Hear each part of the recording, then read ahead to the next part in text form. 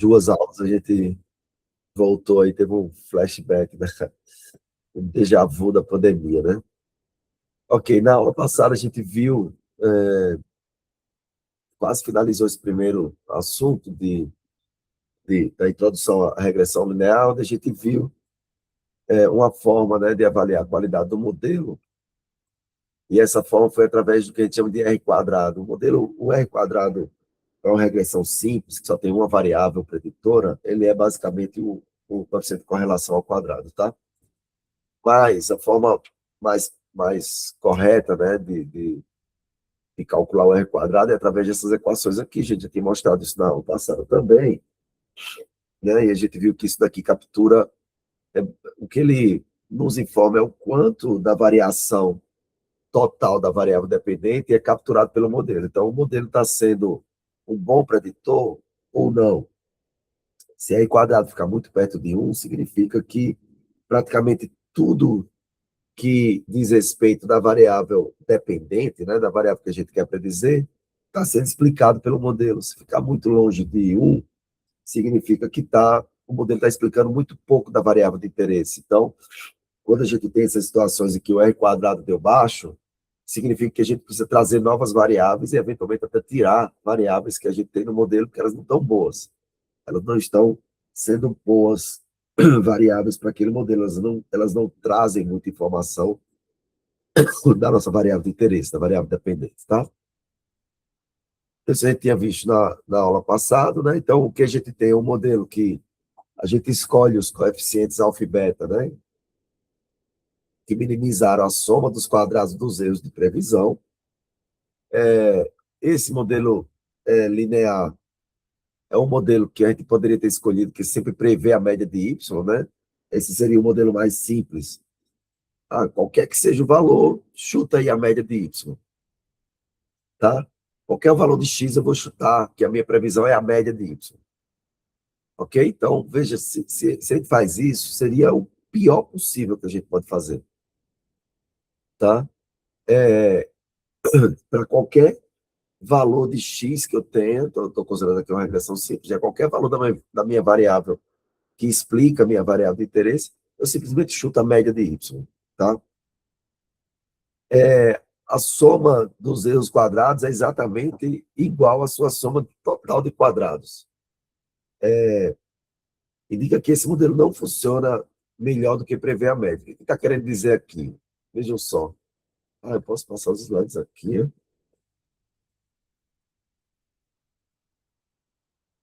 Não, né?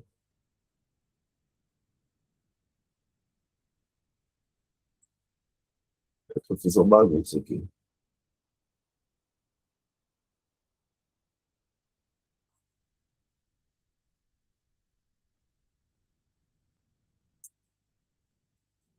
Espera aí que eu baguncei aqui alguma coisa na apresentação. Só um minutinho.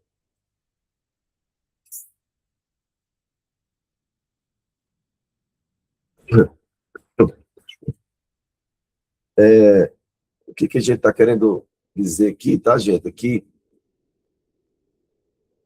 Nossa, estou me atrapalhando para passar os slides.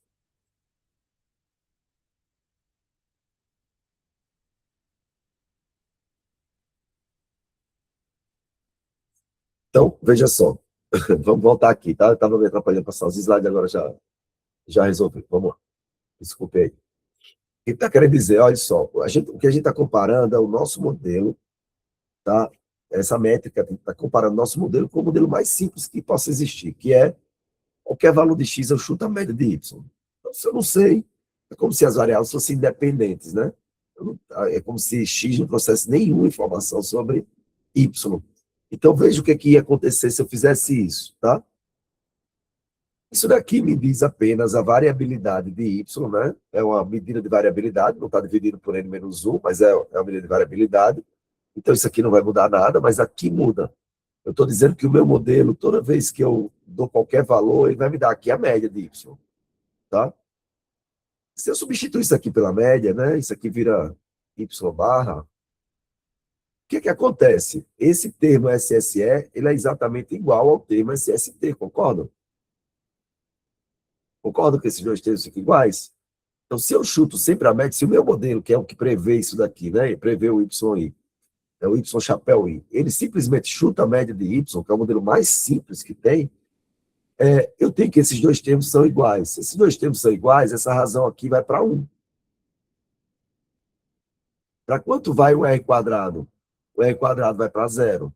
Então, o que a gente está dizendo é que, pior caso, o modelo mais simples, que é o modelo em que a variável x não explica nada de y, ele chutaria sempre a média. Se eu fizer um modelo que chuta sempre a média de y, o R quadrado vai para 0.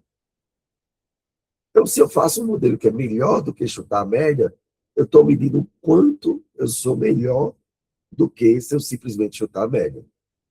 Então, essa medida é interessante porque ela nos traz essa informação, né? Se eu pegar o modelo mais ingênuo possível, que chuta sempre a média da variável y, o quanto eu estou sendo melhor do que isso com o meu modelo que eu fiz um monte de conta, olhei para os dados, estimei 2 parâmetros e etc. Tá? Então, essa é a noção do R quadrado. Tá? Se eu tenho R quadrado 0, eu estou dizendo que o meu modelo não é melhor do que chutar a média. Então, não é um bom modelo. Tá?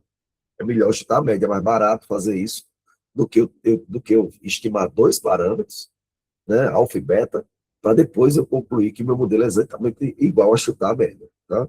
Então, esse é um modelo ruim. Modelos com R quadrado próximo de 0 são modelos ruins. Tá?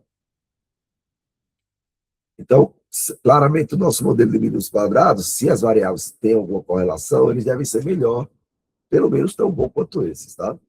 A soma do R quadrado é, no máximo, a soma total do quadrado. Tá? Significa que R2 deve ser pelo menos 0.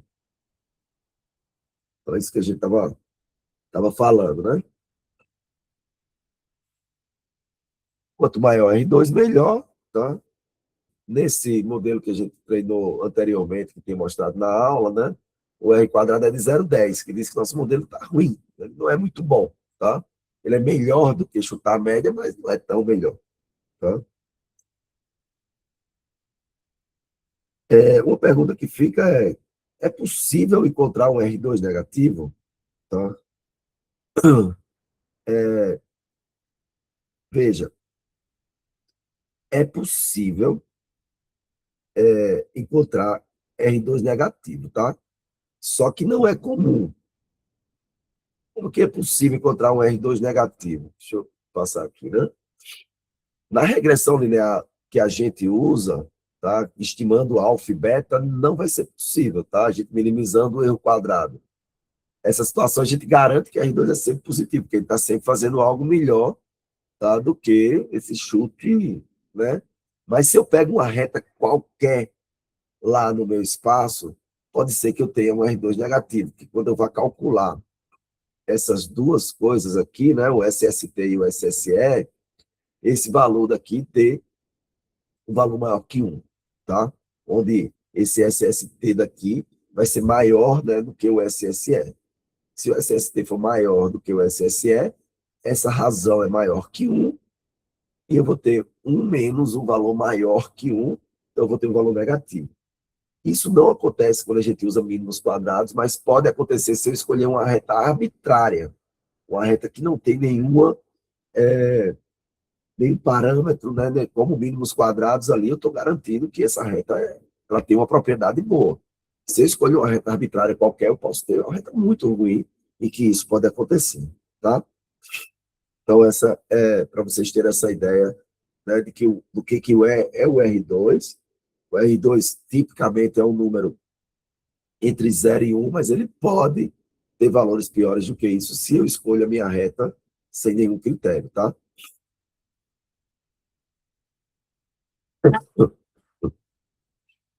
Veja, se eu tenho alfa e beta estimados de uma amostra, né, a gente nunca tem uma população, né? A gente sempre tem uma amostra da população. Então, a partir dessa amostra da população, eu estimo os valores de alfa e beta. Se eu pego outra amostra, o que acontece? Eu vou estimar outros valores de alfa e beta, né? Se eu estou fazendo tudo certinho, essas estimativas vão ser parecidas, mas não iguais. Se eu pego uma outra amostra, eu vou ter outros valores de alfa e beta. Eu estou voltando para o que a gente fez lá com a média, né? Então, se eu faço isso, eu posso determinar intervalos de confiança para esses valores. Como que eu faço esse intervalo de confiança? Faz bootstrap, tá? Faz bootstrap, estima, sei lá, 10 mil estimações de alfa e beta, tá? O notebook dessa aula tem isso, lá no material da disciplina, né, do Flávio. E aí a gente pode achar, por exemplo, o intervalo de confiança de alfa e beta, tá? Eu tinha falado para vocês, alfa é um parâmetro menos importante, né? Porque se a gente normaliza os dados, alfa vai ser zero, né? Beta é que é o importante, que vai me dar a inclinação dessa reta. E a inclinação, ela me diz a força da associação entre as duas variáveis, tá? A gente está falando aqui para duas variáveis apenas, x e y, tá? Depois a gente vai estender isso para muitas variáveis. Mas tudo vale, essa discussão toda é válida, tá? Então a gente pode muito bem fazer bootstrap nos dados para estimar o intervalo de confiança por exemplo, de beta, por exemplo, que é o valor mais importante, mais relevante para a regressão linear. Como é que a gente determina o valor P? A gente pode fazer permutação em Y, tá? A outra coluna fica fixa, né? A gente se permuta Y, a gente deixa X fixo, porque aí a gente deixa os dados totalmente independentes, faz um monte de estimação, e aí a gente faz a probabilidade do valor mais extremo na hipótese nula. Qualquer hipótese nula que não tem associação entre as duas variáveis. Então, se eu faço um teste de hipótese aqui, eu estou dizendo que o meu coeficiente beta ele vai ser zero. As variáveis não são associadas. Então, como que eu faço isso? Permutação. Eu permuto, né, da mesma forma que a gente fez lá dos bebês, que a gente permutava, a gente tirava a associação, quebrava a associação entre as variáveis. Permuta uma das variáveis, tá? A gente quebra qualquer tipo de associação que tenha, a gente está criando a hipótese nula, tá? Que não existe associação entre as variáveis. Depois eu crio a hipótese nula, né? Eu crio a distribuição nula e vou olhar o quanto eu observei de beta, no valor real de beta, frente à hipótese nula. E aí eu acho a probabilidade de beta frente à hipótese nula. Beta, né, vai ser, eu estou assumindo aqui normalização, beta vai ser exatamente a correlação. Então, qual é a probabilidade da gente ter essa correlação? Né? Considerando que os dados não têm correlação. Correlação é nula quando a gente faz a permutação. Vocês entenderam, gente, essas duas formas, usando bootstrap e usando teste de permutação, um para calcular intervalo de confiança, por exemplo, de beta, pode calcular de alfa também, menos importante, mas de beta, principalmente, e o outro para calcular o teste de permutação para calcular o p-valor, tá? Esse p-valor, o que é que ele vai nos dizer? Se a correlação que eu estou observando, ela pode ser considerada maior que zero, tá? Porque a hipótese nula correlação é zero, tá? E eu calculo esse p-valor para ver. Dado que eu estou observando a correlação aqui que é maior que zero, né, qual a probabilidade de eu observar esse valor que eu estou observando se a hipótese nula fosse verdadeira? Então, eu estou vendo quão extremo é esse valor no caso da distribuição nula. Então, eu estou calculando a probabilidade, né, e aí eu posso rejeitar ou não, né, a hipótese nula, que é a hipótese de que não há correlação entre as variáveis, dado o valor de correlação que eu estou observando. Ficou claro, gente, isso daí?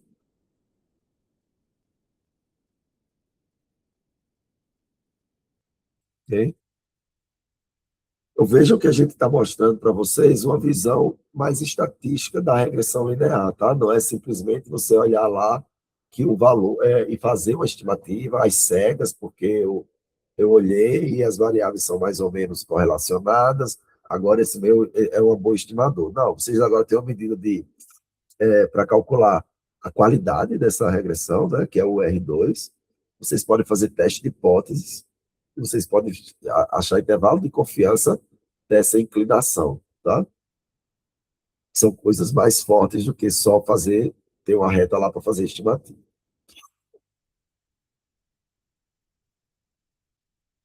Bom, é, o, como é que chama?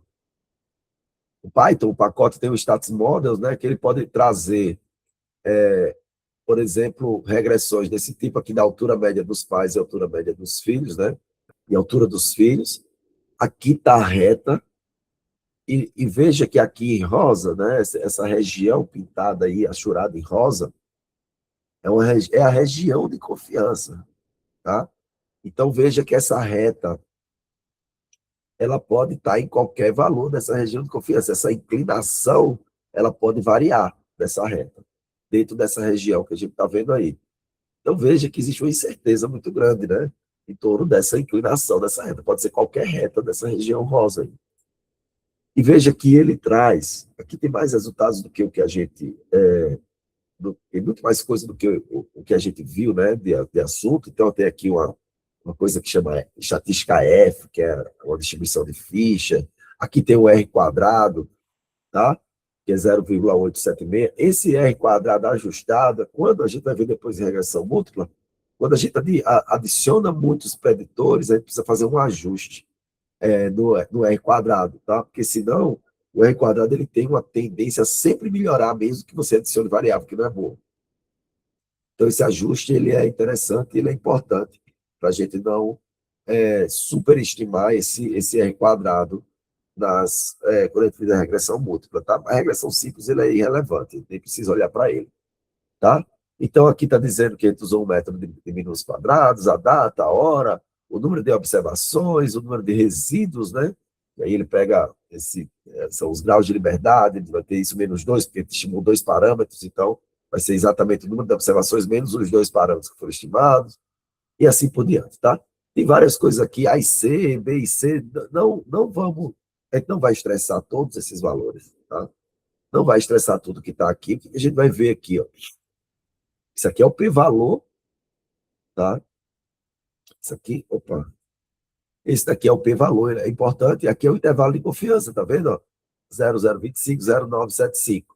Então, aqui está dizendo o intervalo dessa variável daqui, que é o coeficiente, que é 90, menos 99, mas pode estar entre menos 296 até 97. Tá? Esse é o intervalo de confiança dessa variável. Tá? Isso aqui são os passos que ele usa para calcular o p-valor. Aqui está o p-valor. Note que esse p-valor é muito alto. Tá? P-valor muito alto, a gente não rejeita a hipótese nula, então a gente não rejeita a hipótese de que não existe correlação entre as variáveis. Tá? Então, o resultado foi ruim. Como estava dizendo aqui, o modelo é bem ruim. Esse modelo não é legal. Apesar de ter um R quadrado relativamente alto. Então, note que não é só uma coisa que a gente olha. Tá? A gente está vendo aqui que o R quadrado é relativamente alto. Tá? Então, o modelo ele meio que explica, mas a gente tem uma incerteza muito grande dessa correlação. Esse é o ponto aqui desse modelo. Tá? A gente tem uma incerteza muito grande desse valor de correlação, por isso que esse modelo não é legal. Essa incerteza a gente já consegue perceber por conta da largura, né, desses intervalos de confiança aqui. Dúvidas? Tudo ok? Vou em frente, então, tá? Tá bom. Aqui, gente, a gente tem um exemplo que eu queria mostrar para vocês. Eu acho que a gente até conversou sobre esse assunto, que é o seguinte. Esse exemplo ele é bem conhecido. Na verdade, o paper diz uma coisa, mas depois os caras botaram em revista, né, dessas de circulação, não revista científica, outra interpretação. Então, o que está dizendo aqui? Veja só. A gente tem aqui, ó, a gente tem aqui uma reta, tá, estimada. Tem uns pontos aqui, vocês estão vendo esses pontos vermelhos e esses pontos verdes. Pontos vermelhos são tempos, tá, ao longo dos anos, tempos que as mulheres, tá, fazem 100 metros. Então, o tempo de 100 metros das mulheres em 1948, né, a corrida de 100 metros, né, aquela corrida de Olimpíada, era na faixa de 11, pouco, menos que 12 segundos. O dos homens era, em 1948, era ali 10,5, sei lá. E aí a gente tem essas nuvens de pontos aqui. Olhando aqui tem o intervalo de confiança dessas inclinações das retas, você vê que o intervalo é pequeno, né? Então é bem razoável esse ajuste. Você vê que o R quadrado nos dois casos é bem razoável também. Então, são bons ajustes, tá?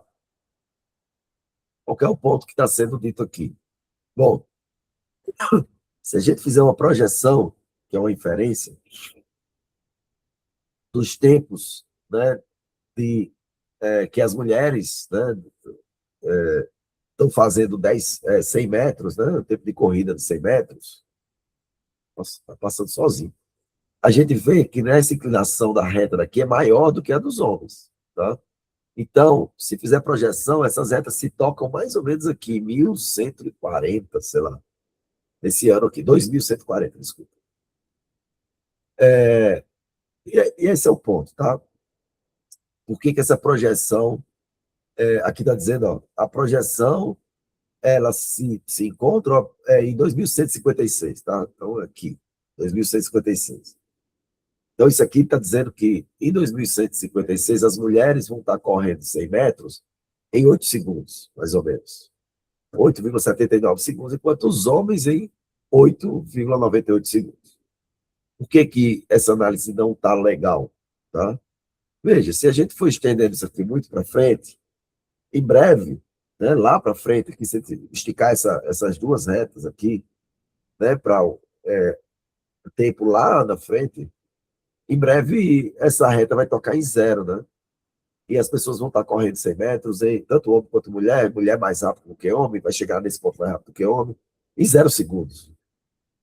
Eventualmente, se a gente continuar esticando essas retas, as mulheres vão, e os homens vão fazer corrida de 100 metros em tempo negativo, né? O que, obviamente, é um absurdo. Então, o que a gente está querendo mostrar aqui é o seguinte, previsões muito longe da região onde você tem ponto é muito perigoso. Por quê? Não tem nenhuma garantia que esse regime linear vai se manter. Tá?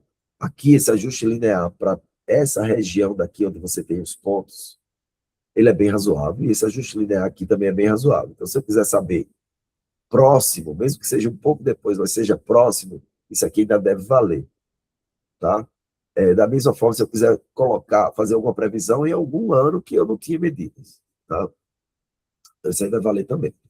Então, veja, vai ser uma boa aproximação. Então, veja que o que está sendo dito aqui é que essas previsões de modelos, que são modelos lineares, mas podem ser outros modelos, em regiões muito distantes da nuvem de pontos, elas não têm muita relevância e a gente não tem nenhuma garantia de que essas previsões são boas. A gente não tem garantia de que esse regime linear vai se manter, tá? Ao longo do tempo. Às vezes esse regime pode se manter, continuar sendo linear, mas essas inclinações mudarem, porque a gente está chegando perto do limite do ser humano, né? O limite físico do ser humano de percorrer 100 metros. Não tem como pensar que um ser humano vai atingir 100, uma velocidade de 100 metros por segundo e vai fazer 100 metros em um segundo. É impossível isso fisicamente, tá? Para o ser humano. Então, esses modelos, assim, essas previsões de longo prazo são absurdas. Então, esse texto que está aí é absurdo, não tem nada a ver, tá? O que a gente pode usar esses modelos é para fazer previsões próximo da região onde a gente tem a nuvem de pontos, tá? Essas inclinações aqui possivelmente são justificadas porque as mulheres eram proibidas de participar de Olimpíada, então elas não treinavam para a Olimpíada, não treinavam nesse nível, e em algum momento elas começaram a participar. Você vê que a nuvem de ponto dos homens começa antes do que das mulheres, tá? As mulheres só começam aqui, sei lá, 1930, né, mais ou menos, sei lá, entre 16 e 30. Então, o que aconteceu é aquele efeito que deve ter acontecido aí, aquele efeito, né, de que quando a gente começa a fazer um esporte qualquer pequeno esforço, né, você aprende um pouco a técnica, você melhora muito. Depois vai ficando muito difícil você melhorar, né, porque para fazer qualquer ganho, para você ter qualquer ganho, uma vez que você já tem a técnica, etc., você precisa de um esforço absurdo para ter ganhos muito pequenos. No começo, qualquer esforço já tem um ganho muito grande. Então, aqui provavelmente aconteceu isso, as mulheres acabaram de entrar nas competições, então elas tiveram um ganho mais rápido do que dos homens que já estavam lá há mais tempo. Tá? Provavelmente essas curvas, pode até ser que as mulheres corram no mesmo desempenho dos homens em algum momento, etc., Mas essa projeção não está legal. Esse é o ponto. Tá? Aí existem outros fatores que são fisiológicos, né? Testosterona, hormonal e etc., que eu não vou entrar aqui, porque também não é minha especialidade, não vou me arriscar a falar bobagem, né? Que pode ser determinante para manter uma diferença aí entre esses dois grupos. Mas pode ser também que não, que as mulheres consigam evoluir, consigam correr na mesma velocidade que os homens, ou algo desse tipo. Mas não que essas duas retas aí estejam adequadas para fazer projeção de longo prazo, tá? Nenhuma das duas é adequada para projeção de longo prazo. Ok. Pessoal, se vocês tiverem qualquer dúvida, podem interromper, tá? E fazer pergunta. A regressão linear, ela não vale sempre, tá? Elas não são válidas para qualquer conjunto de pontos. Existem algumas condições para que a regressão linear seja aplicada. Uma condição que é bem óbvia é a linearidade, né? Tem que observar a linearidade. Outra condição é que os resíduos sejam aproximadamente gaussianos. Isso parece ser muito forte, mas eu vou mostrar depois para vocês por que isso acontece. Por que os resíduos precisam ser aproximadamente gaussianos. O que é o resíduo, vocês se lembram? Você pegar todos os pontos, né? Isso aqui é uma reta, e eu pego a distância desse ponto para esse. Está aqui. A distância desse ponto para o que a reta prediz, está aqui, quase zero, né?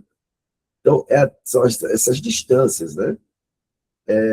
Então, essas distâncias têm que formar uma gaussiana, tá? Então, formar uma gaussiana significa que elas ficam mais ou menos aqui, equidistantes aqui, né? Você não vê nenhum padrão aqui nessa reta. Essa reta daqui é do resíduo zero, né? Seria do zero. E esses pontos são os valores de resíduo registrado em cada ponto aqui da minha amostra. Aqui a gente tem um padrão, vocês estão vendo? Que aqui no centro a gente tem um padrão de resíduo, e aqui nas caudas a gente tem outro padrão de resíduo. Isso daqui é um bom indício de que os resíduos não são gaussianos. Tá? Aqui a gente não vê esse padrão, a variância ela aparece da mesma maneira em qualquer região. Aqui não, aqui, quando chega nas caudas, a gente tem valores bem diferentes, né? Você vê que aqui, ó, as caudas são diferentes, elas não estão bem organizadas em torno dessa reta. E aqui é quando a gente tem uma variância que não está, esse gráfico não está mostrando muito bem, que uma das coisas é que a variância tem que ser constante, a gente chama disso de homocenoticidade.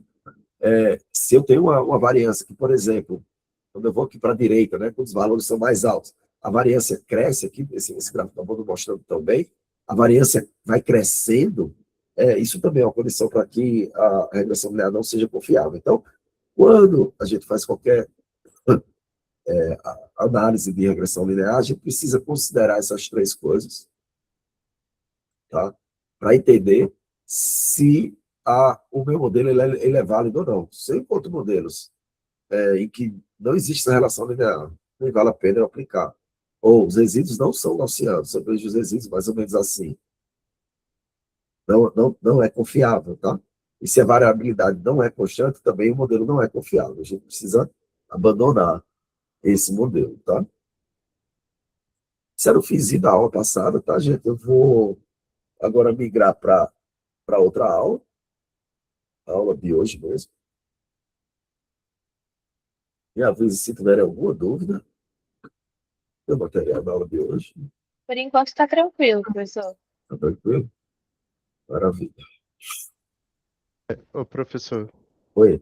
eu tive uma dúvida, você falou dos resíduos serem gaussianos, eu não sei se, tipo assim, eu achei, ele tava com a impressão meio de uma parábolazinha, tipo a parte redondinha de cima de uma gaussiana, eu não sei se é por causa do gráfico, eu fiquei meio na dúvida, você falou que não era, mas ele tinha uma carinha meio de gaussiano. Mas aqui é o seguinte, deixa eu mostrar, tá? Deixa eu voltar aquele slide.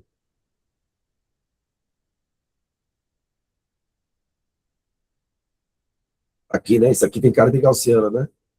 Mas não é isso não, tá? É o segundo de baixo, o do meio de baixo. Esse aqui, né? É. Então, mas aqui o que a gente está dizendo é que, nesse caso, os resíduos para serem gaussianos, você não pode encontrar esse tipo de padrão aqui. Isso aqui é um padrão que pareceu um pouco, né, com a cara da gaussiana, mas nem é, né? A gaussiana ela é um sino, né? Isso aqui não está bem aquele sino. Mas, assim, encontrar resíduos gaussianos é encontrar isso aqui, ó. É encontrar que você não tem esses padrões muito bem formados, tá? Esse daqui é um resíduo que tem esse padrão. Nas caudas, está caindo aqui, ó. Tá? Então, isso daqui não é gaussiano. Então, isso daqui, ó, esse modelo daqui, você vê que aqui na cauda ele cai, né? As distâncias vão aumentando, e aqui também as distâncias vão aumentando. Tá? Isso aqui significa que o resíduo não é gaussiano. Para mostrar gaussiano, isso aqui é uma forma de a gente olhar. Se for mostrar mesmo gaussiano, a gente faz um teste de hipótese na amostra de resíduos. Tá? Existe teste de hipótese para testar se uma determinada amostra é gaussiana ou não. Ou a gente pode fazer, tem uma curva. Vocês já ouviram falar no QQ-plot, não? Eu não. Deixa eu mostrar aqui. É um gráfico de quartil. Eu faço deixa eu pegar aqui um QQ-plot para mostrar para vocês.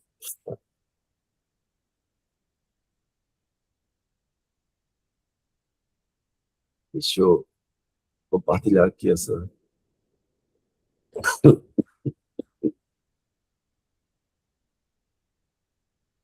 figura.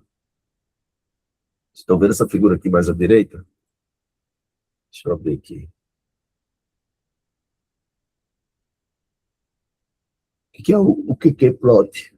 Você vai plotar os quartis teóricos aqui de uma gaussiana, aqui embaixo, e aqui os valores ordenados da sua amostra. Tá?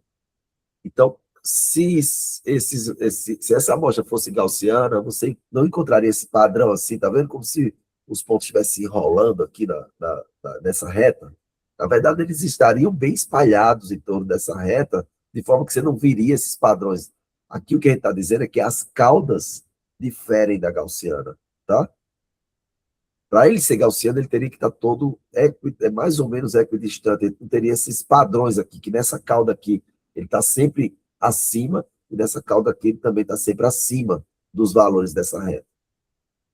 Aqui é bem semelhante com aquela análise de ruído, tá? É parecido com um gráfico do QQ-plot. O que a gente precisa ver é que esses ruídos eles não fiquem em cima daquela linha zero lá, eles não fiquem com aqueles padrões. Bom, claro, Sim, sim, entendi. Obrigado. não é porque ele parecia ali com o desenho de uma gaussiana, ali foi uma coincidência, mas porque acontece aquilo ali. Às vezes ele só aparece aquela coisa mais para baixo ou mais para cima em uma das caudas, não aparece nas duas. Tá? E tem nada a ver com gaussiano também, e aí ele não é gaussiano. Tá? O gaussiano é quando você não vê esses padrões, tá? Para esses casos aqui. Beleza. Obrigado, professor. Vamos agora avançar para um outro tópico, tá? Que esse tópico daqui é o que a gente chama de verossimilhança, tá? Deixa eu só fazer uma coisa aí para pesquisar. Desculpem. Vejam só, a gente vai introduzir o assunto de verossimilhança e depois a gente vai usar verossimilhança para estimar, tá, os parâmetros do modelo linear. Tá? Esse é o objetivo que dessa parte do curso. Então, vocês viram como estimar os parâmetros, né? Fazendo derivada e etc. A gente viu na aula passada. Agora a gente vai ver outros métodos para estimar os parâmetros de uma regressão linear, o beta e alfa. Tá? A gente vai ver verossimilhança, depois a gente vai ver a descida do gradiente, né? O gradiente descendente. Então a gente vai ver algumas formas da gente estimar a, os parâmetros de uma regressão linear. Então, vamos lá. Como que as estatísticas se ligam com as distribuições teóricas? Esse é um ponto. Tá? Por exemplo, qual que é o motivo da normal ser estimada via média e variância? Por que a Bernoulli tem seu parâmetro aproximado pela média, né? Então, a Bernoulli, θ, é aproximadamente a média dos valores. A normal, você tem média e variância, né? Então, a média é mais ou menos o x barra, e a variância é mais ou menos o S barra, que é a variância amostral. Né? Vamos tentar entender isso um pouco melhor. Como é que a gente liga a teoria aos dados? Tá? Esse é um ponto. Vou tentar entender um pouco melhor.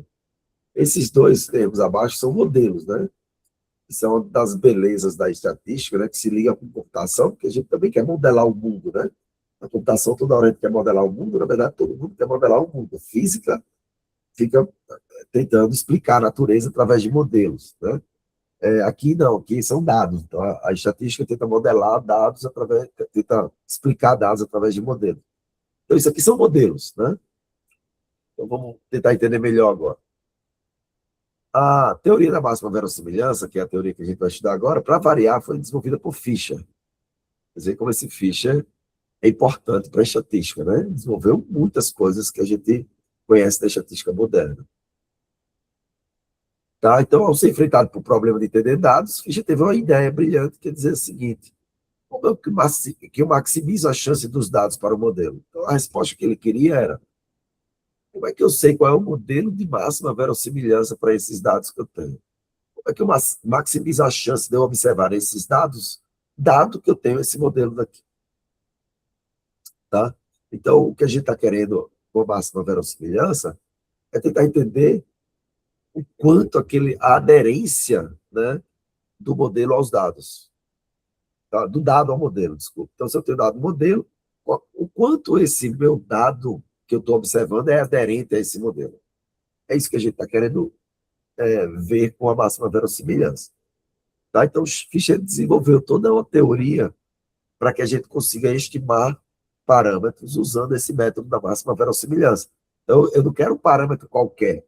Quando eu vou estimar, eu quero um parâmetro que maximize a chance de eu observar aquele dado, dado o modelo que eu tenho. Então, se o meu modelo é normal, como é que eu acho o estimador de máxima verossimilhança para a média? Tá? Então, eu quero o estimador que maximize as chances de eu observar aquele dado que eu tenho o modelo normal. Desculpem, minha voz está muito ruim, né? Então, vejo que os modelos eles já capturam essa chance via função de PDF, né? Então, na função do PDF, a gente já consegue, a função de densidade de probabilidade, calcular essa chance, né? Capturar essa chance. Bom, aí tem aquela frase famosa do George Box, né? Que é: todos os modelos são errados, alguns são úteis. Eu falo isso direto no meio da aula, né? Porque eu acho essa frase bem interessante, bem esclarecedora, né? Às vezes a gente cria uma expectativa muito grande em torno de modelos, mas todos estão errados, né? Mas se o erro não for tão absurdamente grande, ele começa a ser útil, né? Então, veja só, a gente pode estimar os parâmetros de qualquer modelo probabilístico usando essa máxima verossimilhança. Foi isso que Fischer fez. Então, Fischer criou um método para a gente estimar os parâmetros de um modelo através dessa observação da máxima verossimilhança, que é a maior chance que eu tenho de observar aqueles dados que eu estou observando se eu estou usando esse modelo. Eu quero esse parâmetro, eu não quero qualquer outro parâmetro. Tá? Então, por exemplo, eu não quero estimar um modelo linear para minimizar a soma dos erros quadrados. Eu quero estimar um modelo linear para maximizar a chance de eu observar aqueles dados com aqueles parâmetros, tá? Com aquele modelo. É uma ótica diferente, tá?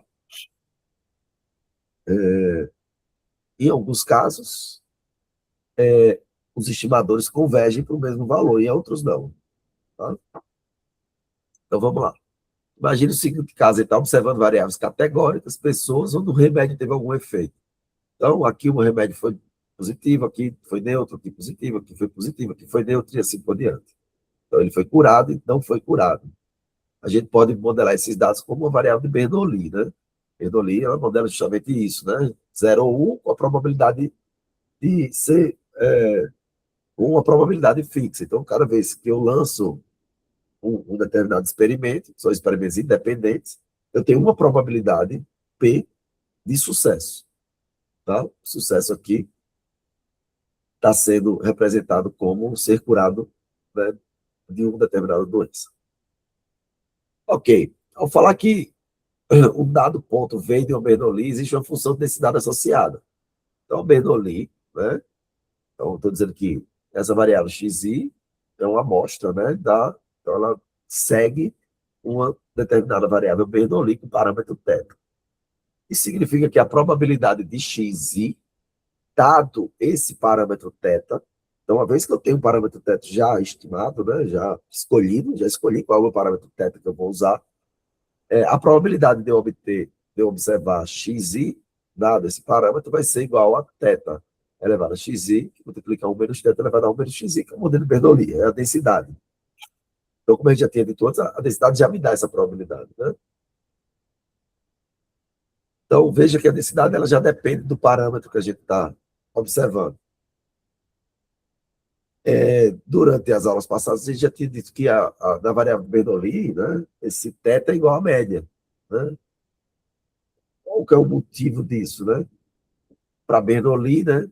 Se eu tenho a minha média, né, que é o valor, a chance, né, a razão de eu observar, vamos supor que o remédio cure 80% dos pacientes que têm aquela doença.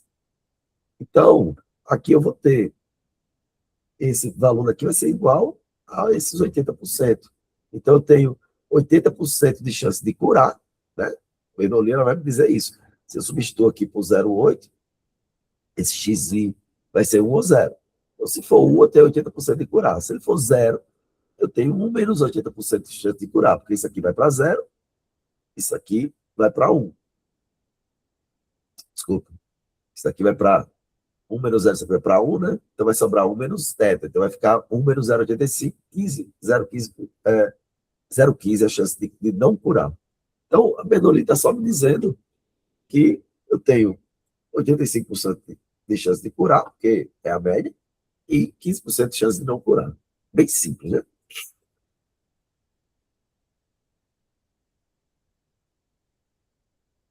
Então, aqui é a probabilidade do ponto x condicionado, né? Isso via Bayes, condicionado ao parâmetro, né? Como eu já tinha lido. Então, vamos pegar aqui uma amostra de pessoas que teve algum efeito. Vamos tentar construir agora o método de máxima verossimilhança. Tá? Sei que ainda está confuso para vocês, estou só passando os conceitos, daqui a pouco vai ficar claro. Então, eu tenho aqui uma amostra, né, de pessoas que tomaram remédio, que ficaram curadas ou não ficaram curadas. Tá? Então, a gente sabe que ela segue a distribuição de Bernoulli. Essa aqui é a função de densidade. Quando xi é 1, né, a probabilidade de θ, a probabilidade é θ, né, porque quando xi é 1, 1 menos 1 dá 0, isso daqui vai para 1, a probabilidade é θ. Isso aqui é 1, né, xi é 1, a probabilidade é θ. Quando xi é 0, eu tenho exatamente o outro lado. Eu tenho, isso aqui vai para 1, eu tenho 1 menos θ. Então, eu tenho θ ou 1 menos θ, né, aquilo que eu já tinha comentado anteriormente. Desculpa. Ok. Aqui a gente está dizendo que a variável aleatória associada a todos esse conjunto de dados é Bernoulli. Então, veja que é um pouquinho diferente, tá? Aqui a gente está dizendo que cada uma dessas variáveis é o Bernoulli. Aqui a gente está dizendo que, conjuntamente, isso daqui é o Bernoulli. Vamos pensar no que isso quer dizer. Cada ponto é independente e identicamente distribuído. Ou seja, isso aqui são várias Bernoullis. Cada uma dessas é um Bernoulli. Bernoulli, Bernoulli, Bernoulli, Bernoulli.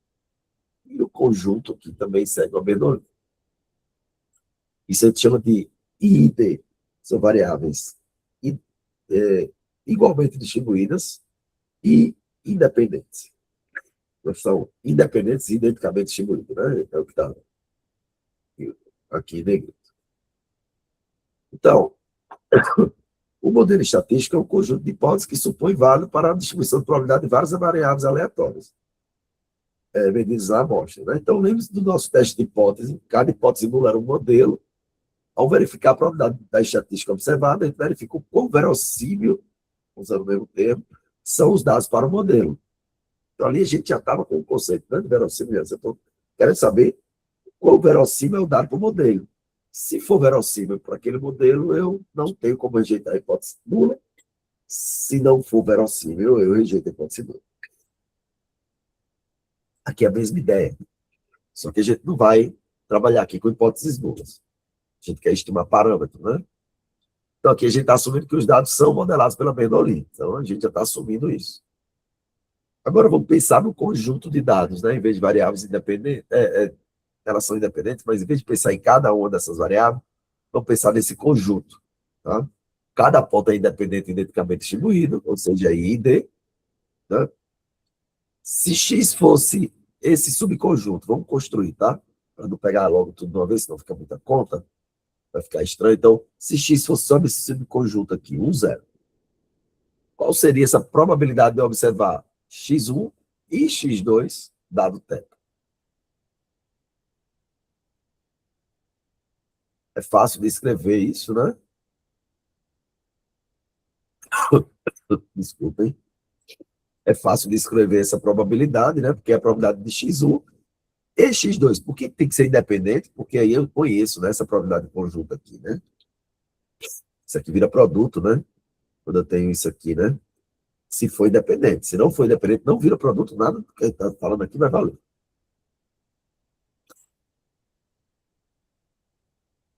Então, eu tenho a probabilidade de X1 e X2. Então, eu quero a probabilidade de observar 1 e depois 0. Tá? Então, a probabilidade de X1 e X2 é igual à probabilidade de X1 vezes a probabilidade de X2. Tá? Porque é por causa da independência.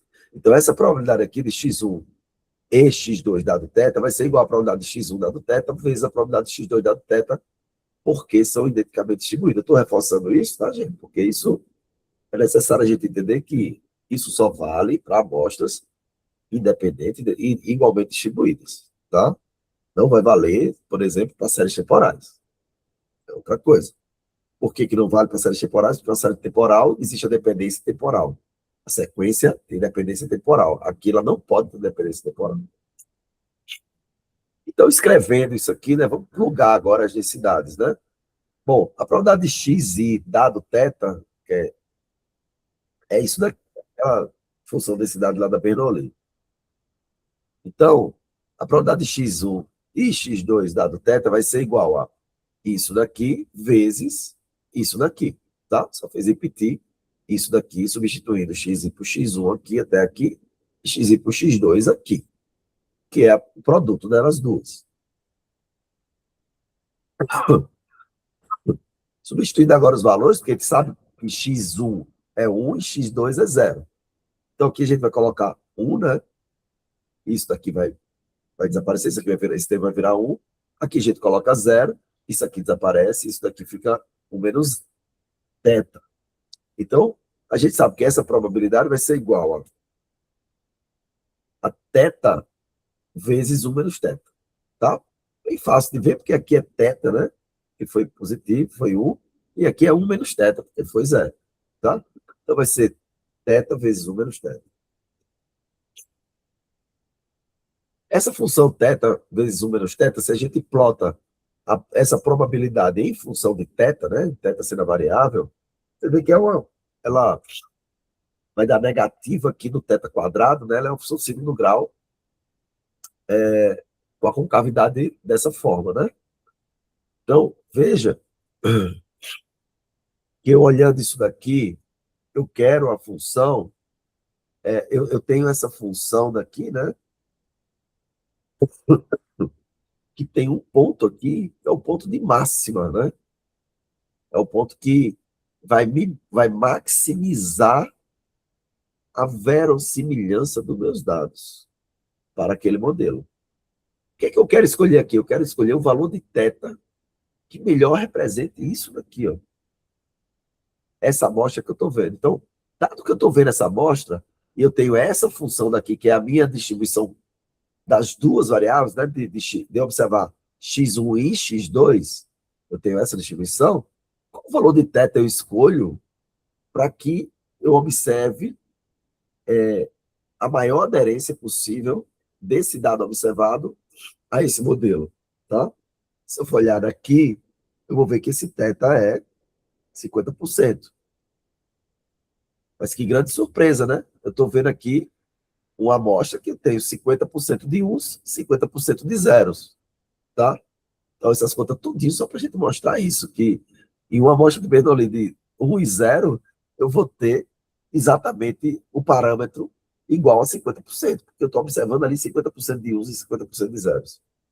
Ok? Mas isso aqui, o importante disso aqui é a forma construtiva, tá? Não esse resultado. Se θ é igual a 1, né? A gente está diminuindo a chance disso acontecer, né? Porque se θ fosse igual a 1, provavelmente eu teria que ver aqui 1 e 1, né? Não 1 e 0. Se θ for igual a 0 também, era para eu ver 0 e 0 aqui. É pouco verossímil com os dados. A máxima verossimilhança está aqui, que está no máximo dessa função. É esse o método que a gente está buscando. Então, tudo isso é para mostrar que essa base 0,1, 50% para cada valor, né? De certa forma, sim, mas não foi isso que a gente queria mostrar. Isso é para mostrar o pensamento que está por trás disso. Esse pensamento ele é poderoso. É o pensamento da máxima verossimilhança, tá?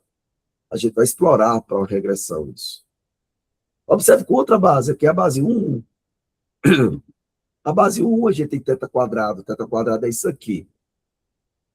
Eita, mas e agora que o ponto de máxima daqui, a concavidade dela é para cima, né? Ela tem um ponto de mínima, não de máxima. Mas eu só estou interessado entre 0 e 1, né? Θ é o valor da probabilidade, né?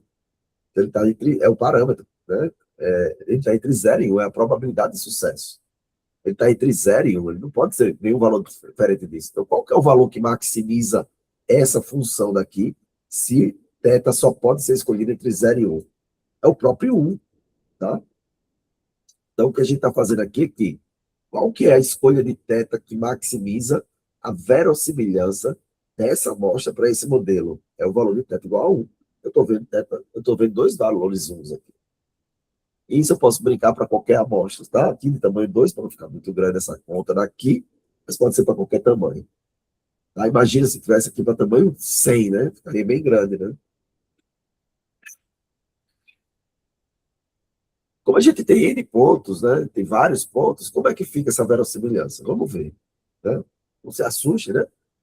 Porque, poxa, agora eu vou ter que sair multiplicando θ elevado a x, que multiplica 1 menos θ elevado a 1 menos x indefinidamente. Tá? Na verdade, vira um produtório, né?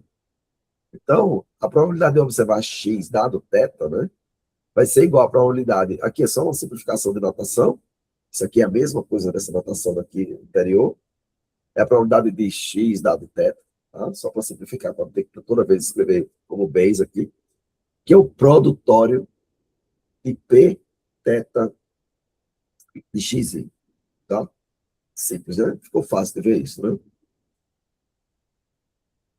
Esse conjunto de dados todo vai virar o produto, tá? É o produto de todas as amostras, de todos os valores das amostras que eu estou vendo. E aí eu vou escolher o parâmetro que maximiza essa função daí. Essa função que é um produtório, tá? Por enquanto parece uma coisa feia, vocês vão ver que não é tão feia assim, não.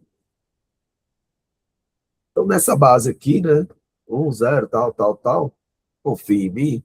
Se a gente fizer esse produtório daqui, tá? Isso aqui foi feito de simulação, a gente teria uma função de verossimilhança parecida com isso aqui, tá? De modo que esse θ, olha só, onde é que ele vai estar?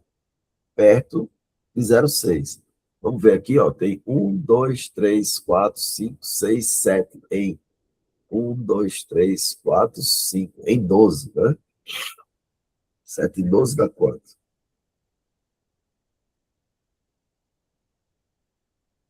0,58. Então, é basicamente o que a gente está vendo aqui. O pico, né, a máxima verossimilhança, o ponto de máxima dessa função, aqui 0,58. Tá? Aqui 0,712, mais ou menos 0,58. Você vai dizer, poxa, mas para que essas contas todas para mostrar isso? É só somar o número de uns e dividir o número de uns pelo número de todos os números, pela quantidade de amostra. E eu já tenho aí qual é o meu parâmetro. Ok. Mas isso vira um método, tá, gente? Esse é o ponto. A gente não está interessado aqui só nesse valor específico. E também não é só na Bernoulli. Isso é para... isso é um método, tá? Então, será que é possível a gente chegar nesse resultado analiticamente? Tá? A gente está achando a máxima função abaixo. Então, a gente quer saber o ponto que maximiza essa função, que é o produtório dessas probabilidades. Como é que a gente maximiza a função? Deriva igual a zero. São funções que têm um ponto de máximo, né? E qual o significado desse máximo? A gente encontra um parâmetro que maximiza as probabilidades dos dados para esse modelo. Tá? Esse é o ponto.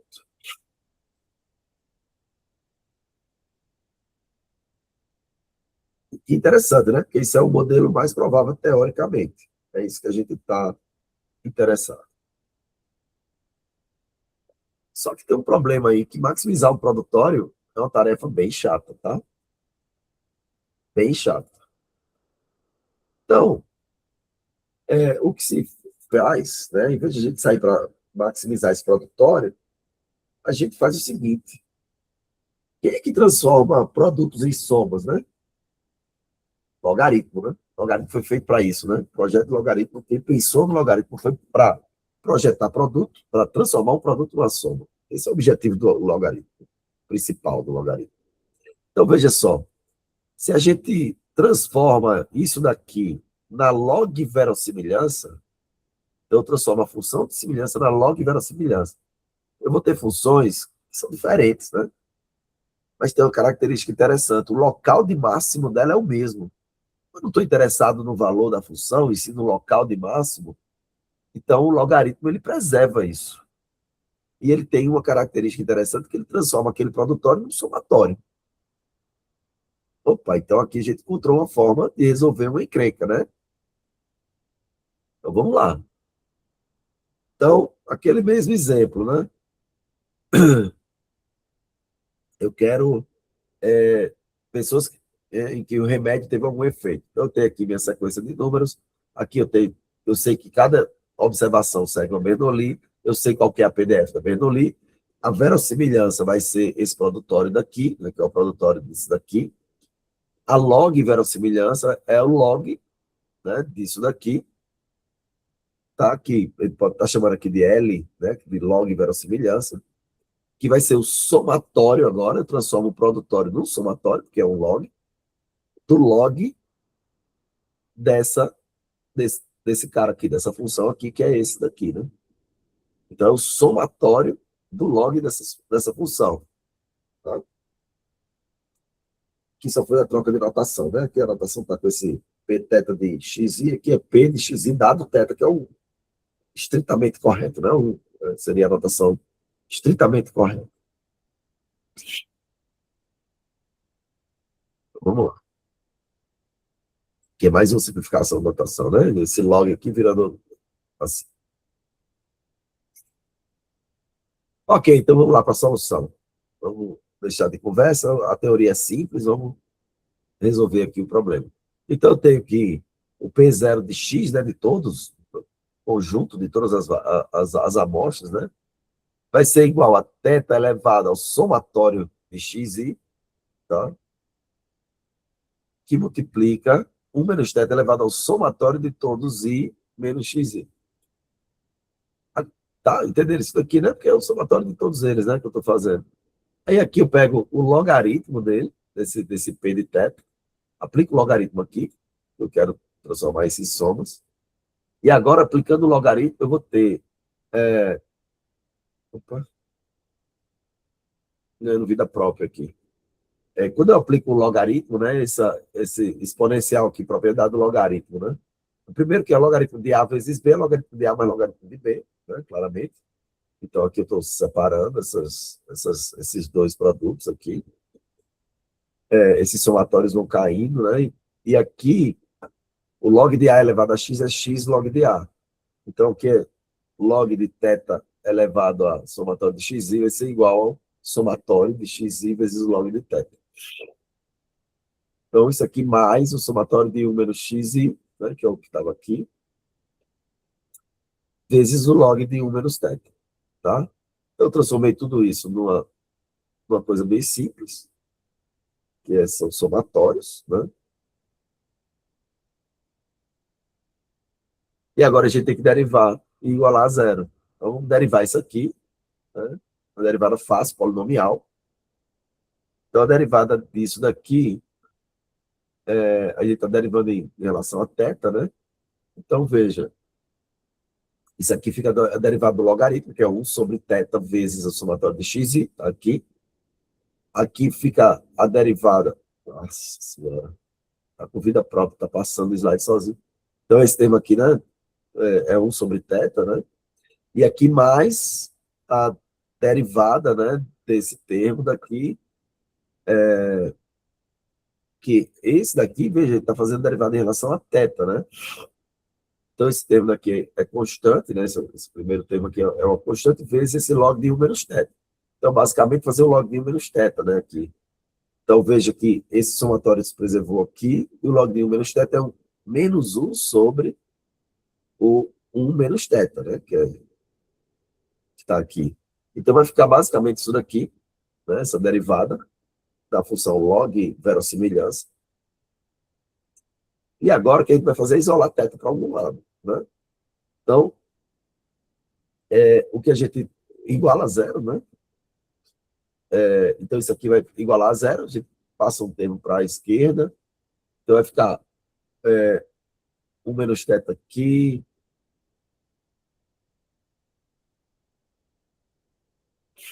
peraí,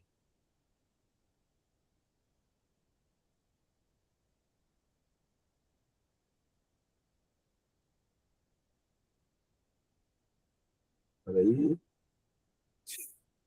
estávamos aqui, igual isso aqui a zero,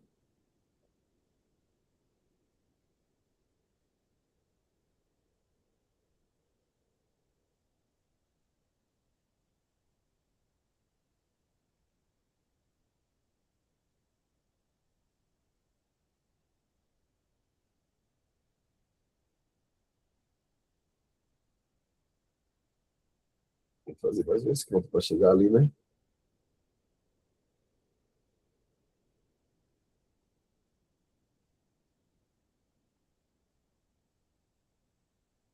Isso aqui, né?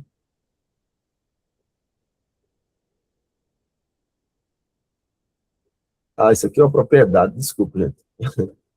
Tem me atrapalhado aqui com essa. Isso aqui é uma propriedade, né? Está dizendo que somatório de 1 menos xi, esse 1 menos xi aqui tem um parênteses, tá? Tá tudo aí. O somatório de 1 menos xi, o somatório de 1 é n, né? Estou somando 1 n vezes é n. Então, o somatório de 1 menos xi é n menos o somatório de xi, tá? Isso é só uma propriedade. Estava tentando, desculpa, estava olhando para cá, achando como é que chega aqui, não é isso, tá? É só dizendo que o somatório de 1 menos xi é n menos o somatório de xi, tá? Então, vamos lá. Agora eu tenho essa equação daqui, igual a zero, isso daqui. Opa, vou usar essa propriedade. Então, o que acontece aqui? Esse termo daqui veio para cá, esse outro termo, né? Um termo veio para cá, outro veio para cá, tá igual a zero. Então, ficou somatório de xi sobre θ, que é um dos termos. E aqui, substituiu isso por n menos somatório de xi. Então, n menos somatório de xi aqui, 1 menos θ. Tá? Então, desculpem, agora tá correto. Aí, isso daqui vai ser igual a somatório de xi menos, multiplica θ aqui por esse n, né? Θ vezes esse cara daqui, né? Xi,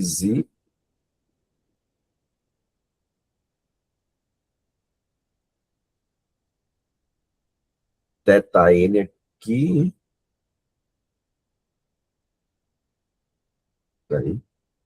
Ele está multiplicando esse para cá e esse para cá, né? Desculpa. Aqui vai ser o somatório de xi menos o somatório de θ vezes o somatório de xi, né? Multiplicou isso daqui para cá. Então vai ficar esse termo aqui, do lado esquerdo. E aqui θ vezes n, tá? Aqui θ vezes o somatório de menos o somatório de xi. Então, só fez o produto aqui cruzado para tirar o denominador e desses caras. Quando a gente faz isso, perceba que esse termo daqui é igual a esse, ele vai ser anulado, né? Eles estão em lados opostos e são iguais. Então vai ficar o θxi igual a θn. Ou seja, θ vai ser igual a somatório de xi sobre n. O que é isso, gente? Quem me diz o que é θ igual a somatório de xi sobre n? Média aritmética. É a média, né? Lembra que isso aí é só zeros e uns, eu estou somando todos os uns e dividido pelo total, desculpem. Ou seja, o que a gente está fazendo aí, essa conta todinha para dizer que o estimador de máxima verossimilhança do parâmetro θ de Bernoulli é a média. Que tal essa experiência de fazer tanta conta para saber o que a gente já sabia?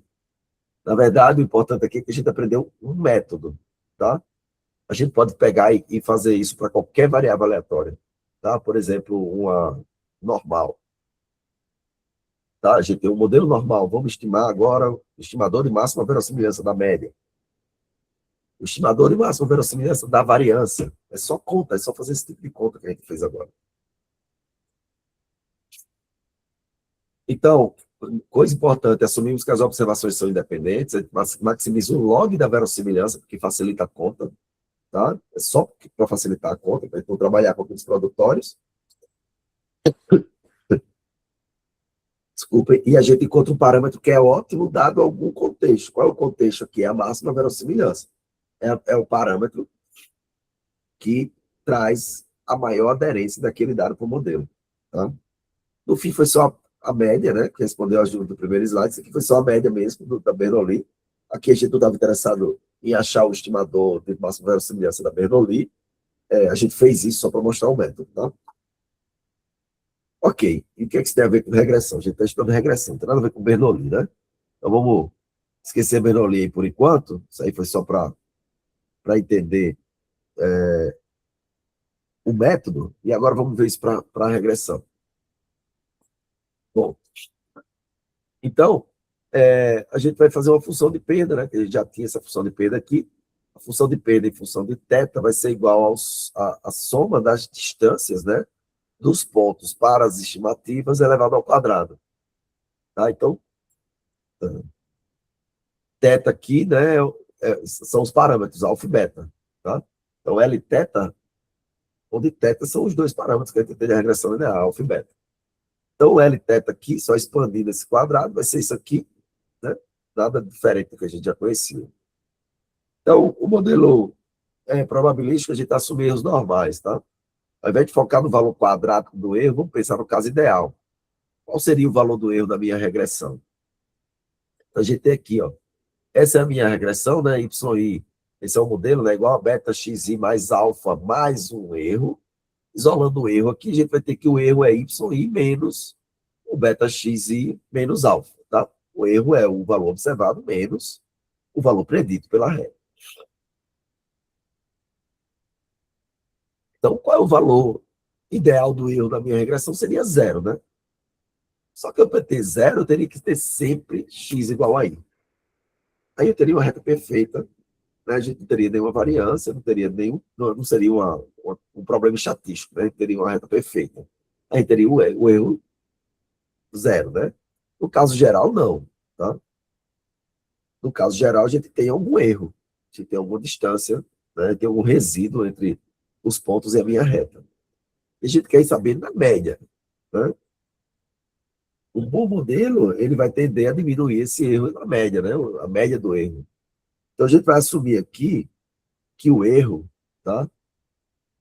O nosso erro, por isso que ele tem que ser gaussiano, tá vendo, gente? O nosso erro, ele é zero, mas em média. Então, a média do nosso erro vai ser zero. Então, esse erro vai ser uma normal, com média zero e uma certa variância. Tá? Então, isso é equivalente, estatisticamente, a gente dizer que o nosso erro é zero. Então, o nosso erro é zero? Não, mas, mas é uma distribuição normal com média zero. A média do erro tende a zero. É isso que a gente está querendo buscar. Então, a gente quer esse modelo, em que a média do erro tende a zero. Ok? Então, cada erro é normal centrado em zero. Se a gente pega uma amostra não normal centrada em zero, a gente vai observar algum valor, não necessariamente zero. Tá? Vai ter algum desvio padrão, né? Onde a gente pode estimar os dados. Então, por exemplo, aqui, apartamentos em BH. A gente tem o preço de apartamentos em BH, tem esses pontos, aqui a área e aqui os preços, né? Então, parece ter uma relação linear, parece ser me parece que dá para fazer um modelo razoável aí, né, de estimar o preço de um apartamento dada a área. Então, a gente está assumindo isso daqui, né, que o erro é isso daqui.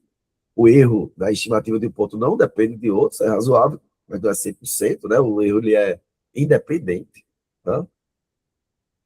O apartamento ele pode impactar no preço do outro, né? Se são vizinhos e etc., mas existe um efeito de mercado, né? Impactando os dois, mas a gente tem que estar considerando independência, tá? Então, na verossimilhança, a gente tem uma função de densidade de probabilidade para os erros, que é isso daqui. A gente já viu isso aqui. Está assumindo que o erro segue uma distribuição normal. E a função de densidade da normal, né? É essa daqui, a gente já conhece. A probabilidade de x dado os dois parâmetros, μ e sigma quadrado, é isso daqui. Desculpem. Ou seja, a probabilidade do erro é esse daqui. Então, eu já tenho aqui a probabilidade do meu erro. No nosso modelo, a média é zero, né? Então, a gente vai ter que a probabilidade do erro, dado que a média é zero, sigma quadrado, alfa e beta, que são os parâmetros que a gente observa. Então, a gente tem que a probabilidade do erro, dado sigma quadrado, né? Porque a média é zero. Eu já fixei a média. E eu tenho sigma, alfa e beta aqui, que são meus parâmetros. Então, eu tenho 1 sobre, né, sigma quadrado, 2 raiz de π, exponencial. Aí aqui eu tenho o erro, tá vendo? Esse erro tem equação dele, né? É esse aqui, ó. Tem beta e alfa junto. Então, eu vou substituir esse meu erro daqui pela equação da reta. Y menos beta xi menos alfa ao quadrado sobre 2 sigma quadrado. Então, eu tenho aqui a probabilidade do erro dado sigma quadrado, dado alfa e dado beta.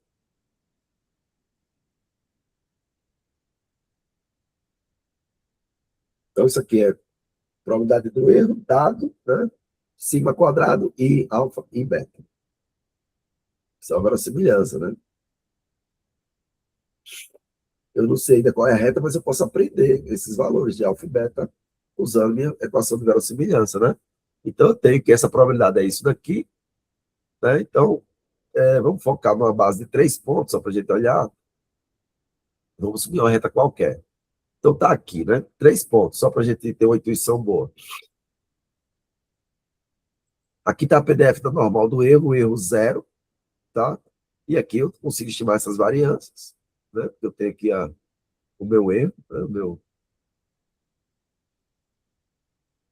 Então, aqui eu tenho esse ponto, né? E eu tenho aqui que a média vai ser sempre zero, né? Esse valor que eu observo diferente de zero, do meu erro, é simplesmente porque eu tenho uma variância, né? Na minha função. Quanto menor o erro, maior vai ser a probabilidade, né? Quanto menor o erro, não, maior, aqui, porque isso aqui é exponencial negativa, né? Menor, maior vai ser a probabilidade, ou seja, mais próximo eu estou de maximizar a minha verossimilhança. Opa. E aqui, quanto menor o erro, mais verossímil, porque eu quero encontrar o menor erro possível, o mais verossímil para os meus dados, né? Então, aqui a minha função de máxima verossimilhança, eu estou tentando minimizar o erro. É a mesma coisa do que eu tinha feito antes, né? Elas são equivalentes, só que por um modelo de máxima verossimilhança. Quanto menor o erro, mais verossímil. Então, quanto menor o erro aqui, né? O erro zero aqui, eu tenho a função no ponto de máxima, tá? Ao assumir independência, a gente está assumindo que isso daqui, né, probabilidade de A vezes A e B é probabilidade de A vezes B, para variáveis independentes. Então, o que a gente pode fazer que é a probabilidade do erro coletivamente, né, de todos os erros, é a probabilidade desse E maiúsculo aqui, dado esses parâmetros, tá? Vai ser o produtório dessa probabilidade do erro, tá? Dado os parâmetros. Então, agora virou o produtório. E aí, vamos dizer que a variância também é estimada dos dados, né? A gente consegue estimar a variância dos dados e vai estimar a alfa e beta dos dados também.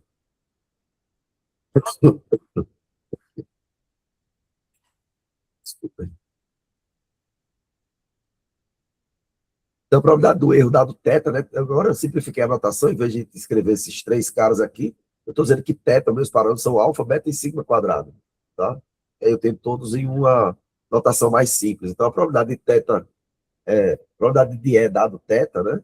Vai ser o produtório da probabilidade de E, desse E pequeno, dado θ, tá? Desse E pequeno de cada um das observações. Que é igual, né? Agora com a notação mais pesada, é igual ao produtório do Ezinho pequeno, dado μ igual a zero, sigma quadrado, alfa e beta. Tá? Então, aqui é só notação mais pesada, mas isso aqui a gente pode usar essa notação daqui. A gente acabou de definir a segunda notação, a função de verossimilhança. Então, qual provável os dados para o modelo? Eu tenho que θ é igual a alfa, beta e sigma quadrado, e eu tenho que a minha função de verossimilhança é isso daí. Como a gente procede? Maximizar a verossimilhança. Só que a gente, em vez de maximizar a verossimilhança, o que a gente faz? Maximiza o log da verossimilhança. Tá? Então, a gente transforma isso daqui no log da verossimilhança, que é exatamente isso daqui. A gente já tinha feito isso, né? Para Bernoulli. Então, a nossa função de log verossimilhança vai ser igual a somatório do log daquela função lá, né? Que é a minha probabilidade desse erro, dado θ, que é essa função aqui, que é a normal, né? Bom, a gente tem que log de A vezes B é log de A mais B, então a gente consegue resolver parte dessa encrenca separando esse termo daqui, tá? E esse termo daqui, como não depende, né, dos parâmetros, peraí.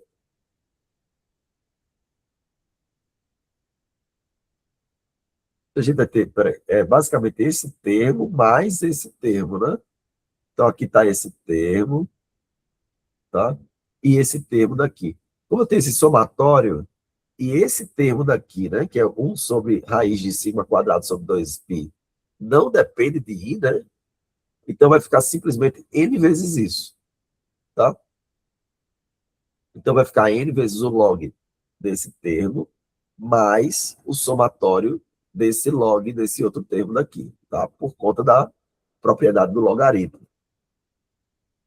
A outra propriedade é aquela do exponencial, né? Que vai ser x vezes log de A.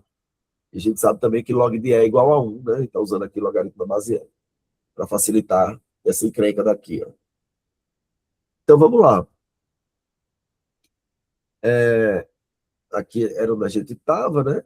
Então, isso aqui ficou n log de 1 sobre raiz de 2π, menos esse outro termo daqui. O que a gente fez, né? O... Onde é que a gente estava, gente? Andando sozinho aqui. Era aqui. Tá. Então, isso daqui vai ser isso daqui, né, gente? É o expoente, ó, vezes o log de A, então vai ser expoente vezes log de E. Log de E é igual a 1, tá? Então, vai ficar só expoente. Então, é o somatório do que está aqui nesse expoente. Vai ser de y menos beta xi menos alfa quadrado sobre o 2 sigma quadrado, tá? Então, só reorganizou aqui, né? Essas duas equações. Então, essa função log verossimilhança vai ser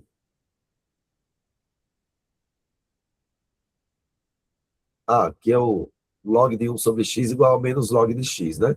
Então, tirou isso aqui do denominador, colocando menos log, né? Então, ficou essa equação daqui. Aqui não mudou nada, aqui já não tem mais log, né? Desse lado de cá. Então, vai ficar o log, a função de log verossimilhança, menos log, n log de raiz de 2π vezes menos n log, quer dizer, menos n log a raiz de sigma quadrado, que é sigma, tá? Isso aqui usou aquela mesma propriedade do logaritmo que o produto, né? Vira uma soma, menos esse outro termo aqui que está constante. Maximizar a verossimilhança é achar os parâmetros que melhor se ajustam os dados, né? Serve para qualquer modelo. Então, nesse caso daqui, né? Como é que a gente maximiza isso? Deriva igual a zero, tá? Então, veja só, a gente vai ter que fazer. Essa aqui é a função de log verossimilhança, né? Que é exatamente essa função que a gente achou aqui. Está escrito aqui. A gente vai derivar isso em relação a alfa, tá? Então, vai ser derivada disso em relação a alfa, dessa função, e vai derivar em relação a beta também. Então, está aqui a função que a gente vai derivar em relação a beta. O sigma some porque as derivadas, né? Quando a gente faz derivada disso aqui em relação a alfa ou a beta, isso aqui vai subir, isso aqui também vai subir. Então, só vai ficar esse termo para a gente derivar. Isso se resume ao que a gente já tinha feito na aula passada, quando a gente viu a derivada disso daqui para poder deriva igual a zero em relação a alfa e a beta, a gente acha os dois parâmetros. Tá? Então, gente, o que acontece nesses casos é que a gente voltou, né? A gente fez todas essas coisas para voltar para o que a gente tinha na aula passada do derivar igual a zero. Então, o que a gente está mostrando aqui, que o estimador de máxima verossimilhança para alfa e beta da regressão linear é exatamente o mesmo estimador dos mínimos quadrados. Métodos diferentes achando o mesmo estimadores. Tá? Basicamente isso. Vocês ficaram convencidos que isso aqui é a mesma conta que a gente fez na aula passada? Sim ou não? Então, essa conta a gente já tinha feito na aula passada. Quer dizer, armou, né? Fez a derivada, não chegou exatamente no formato, que tem um monte de álgebra para chegar lá, mas é exatamente a conta que a gente fez na aula passada, tá? Não tem nenhuma diferença. Então, essa conta toda que a gente fez nessa aula é para dizer que o estimador de máxima verossimilhança de alfa e beta da regressão linear, eles são exatamente os mesmos do estimador de mínimos quadrados que a gente viu na aula passada. É um resultado meio frustrante, porque a gente fez um monte de conta para mostrar uma coisa que a gente já tinha feito, mas, por outro lado, é bom, porque está mostrando que é o mesmo estimador. Então, existe uma consistência aí, né? Então, não foi ruim, não, ele ter achado isso, tá? Então, maximizar a verossimilhança da regressão minimiza os erros quadrados, tá? Então, não tem nenhuma diferença que a gente fez na aula passada em termos de conta daqui para frente. Então, o que a gente fez aqui? O estimador, então, observa aqui esse erro. A gente assume o erro como sendo normal, por isso que os resíduos têm que ser normais. É a mesma coisa do estimador de mínimos quadrados, tá? Então, esse é o processo que é redundante, mas é o processo para aprender verossimilhança, tá? Então, fazendo uso disso aqui, a gente tem aqui aquele do apartamento, né? Então, a gente faz aqui, ó, o preço é mais ou menos 3,5 vezes a área mais 200 mil. Tá? Então, é mais ou menos isso aqui, ó, o preço. Tá? Isso aqui é usando o estimador de máxima verossimilhança. A gente acha essa reta, a gente usa o bootstrap, achou o intervalo de confiança do ângulo, né? Então, a gente sabe que esse ângulo varia aqui, ó. Então, ou esse ângulo está no pior caso aqui, assim, né, nessa margem, ou esse ângulo está assim, ó. Então, você vê que esses ângulos, eles estão. Esse modelo é melhor ajustado do que aquele primeiro que a gente viu, que podia ser um monte de coisa, né? Podia ter vários ângulos, inclusive zero. Esse ângulo aqui exclui zero. Não tem como zero, o ângulo zero, tá nesse intervalo de confiança. Então, se a gente fizer o teste de hipótese aqui, certamente o p-valor vai rejeitar a hipótese nula de que esse ângulo é zero, tá? Porque nenhum caso de ângulo aqui nessa área rosa, churada, o ângulo pode ser zero. Então, existe uma regressão linear, o IC foi estimado via bootstrap, tá? Então, caso apareça um novo apartamento de 275 metros quadrados, qual o preço dele? Bom, eu não sei o preço do apartamento, mas eu tenho uma estimativa boa para ele, tá? A estimativa para ele vai ser, sei lá, 1 milhão, né? 1 milhão e alguma coisa. Né? Nesses dados aqui que estão antigos, né? Esse preço deve ter subido já. Basta a gente aplicar essa regressão, a gente, né, e vai ver o valor da reta.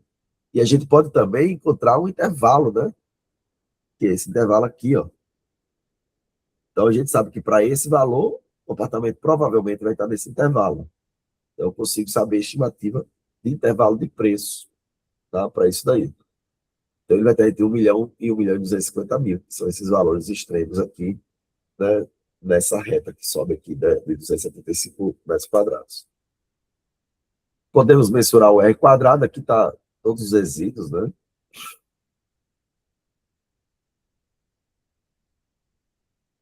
Podemos também ter uma ideia visual. Opa. Como os erros são centrados em zero, né? Ao plotar o valor de x pelo erro, a gente está observando esse valor aqui, né? de x pelo erro, a gente quer pontos igualmente dispersados entre positivos e negativos. Então, por isso que a gente, quando faz aquela reta, né, a simetria da normal é que vai garantir, que vai dar para a gente, né, que a gente vai ter erros que vão para a direita e vão para a esquerda. Em média, desculpa, esses erros são zero. Então, em média, a soma desses desvios positivos aqui se anula com a soma dos desvios negativos. Tá? Então, por isso que esse gráfico de resíduos aqui, ó, a gente está buscando um gráfico de resíduo que tenha uma variância mais ou menos constante aqui, né? Nesse caso, a gente está vendo uma coisa em que a dispersão está aumentando quando vai para a direita, que pode ser uma preocupação, mas talvez seja porque tem uma amostra pequena, tá?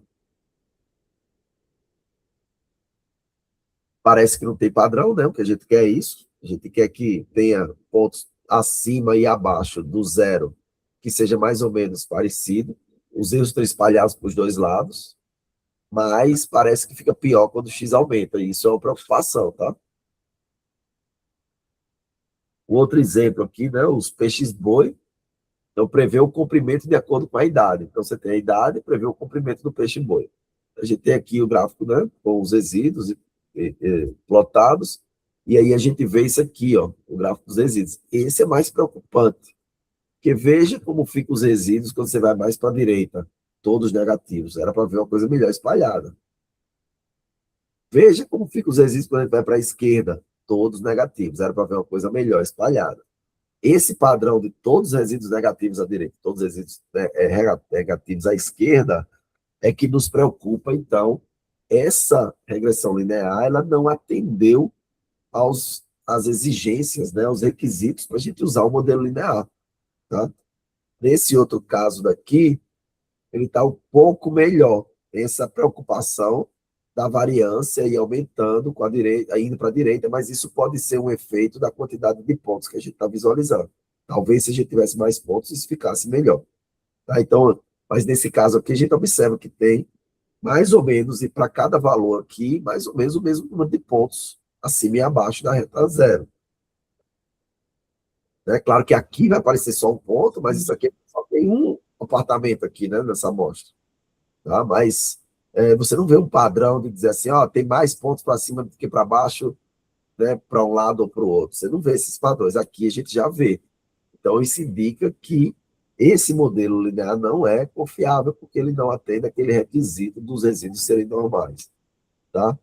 Aqui a gente já percebe, né, que os resíduos aqui, ó, são sempre negativos, aqui também. E aqui sim, eles estão em torno da reta, está mais razoável. Professor, Oi. você falou que não atenderia a um padrão linear, mas atenderia, por exemplo, a um padrão de grau 2, certo?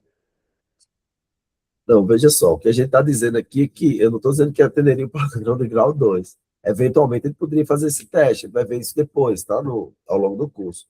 Mas o que eu estou dizendo aqui é que um padrão linear, né, uma regressão linear aqui não é muito boa. Ela Tá, quebra, beleza. ela quebra aquela exigência, né, dos resíduos serem normais. Tá bem, obrigado. Tá? Agora, se ela atende, né, um polinômio de grau 2 aí, talvez sim, né? Porque a gente vê que esses dados têm essa tendência aqui, mas eu não sei se ele se ajusta tão bem também, não. A gente teria que testar. Tá? Tô só dizendo que essa regressão linear aqui dos peixes bois, ela tem características piores, apesar de que parece uma reta também, né? Mas ela é pior em termos de característica do que a anterior, que é dos apartamentos. Tá?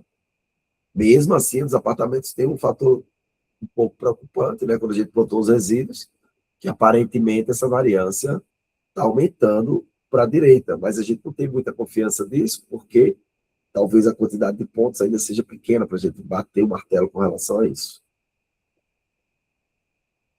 Ok? Mais alguma dúvida, gente? Então a gente encerra a aula de hoje, né? Um pouquinho, 5 minutinhos mais cedo. A gente encerra a aula de hoje, então a gente já viu regressão linear pelo método de mínimos quadrados, e hoje a gente viu pela máxima verossimilhança, tá? Na próxima aula, salvo engano, tem que olhar aqui no cronograma, a gente já vai para o método da descida do gradiente, tá? Então, gente, até terça-feira vai ser presencial, tá? Só hoje que eu resolvi ainda não ir, tô com medo de passar virose para vocês, amanhã eu vou no médico, aí amanhã eu acho que resolve tudo. Na semana que vem eu já tô de volta, tá? Então, desculpem essa semana ter sido remoto, mas eu não queria atrasar o cronograma de vocês. Tá, Tchau, gente? tchau, professor. Melhoras. Obrigado. Boa noite, professor. Melhoras. Boa Obrigado. noite, professor. Melhoras, cara.